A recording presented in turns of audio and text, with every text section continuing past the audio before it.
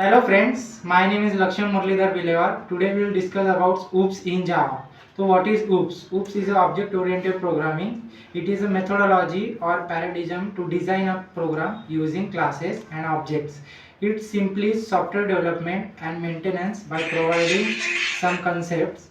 So in OOPS there is a concept like object, class, inheritance, polymorphism, abstraction and encapsulation. So firstly class. A class is a user-defined blueprint or prototype from which objects are created. It represents the set of properties or methods that are common to all objects of one type. Using classes, you can create multiple objects with the same behavior instead of writing their code multiple times. Then in classes, declaration can include declaration can include components like modifiers, class name, superclass, interfaces, body. So what is modifier?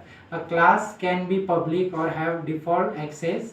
What is class name? The class name should begin with the initial letter capitalized by convention. What is superclass? The name of the class parent superclass, if any, preceded by the keyword extends. Then interfaces, a comma separated list of interfaces implemented by the class.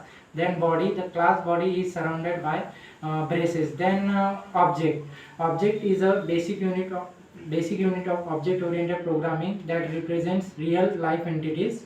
A typical Java program creates many objects which, as you know, interact by invoking methods. Then in an objects mainly consists state, behavior, identity, method, that's all. Then abstraction. Data abstraction is the property by virtue of which only the essential details are displayed to the user. The consider a real life example: a man driving a car. The man only knows that pressing the acceleration will increase the car speed or applying brake will stop the car, but he does not know how on pressing the accelerator his speed is actually increasing.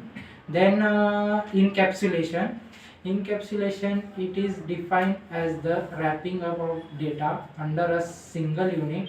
It is a mechanism that binds together the code and the data it manipulates. Another way to think about encapsulation is that it is a protective shield that prevents the data from being accessed by the code outside this shield. Then in encapsulation, technically in encapsulation, the variables of the data in a class is hidden from any other class and can be accessed only through any member functions of the class in which they are declared. Then inheritance is an important pillar of OOPS. It is the mechanism in Java by which one class is allowed to inherit the features of another class. Then polymorphism, it refers to the ability of object oriented programming language to differentiate between entities with the same name efficiently. That's all about the OOPS. Thank you.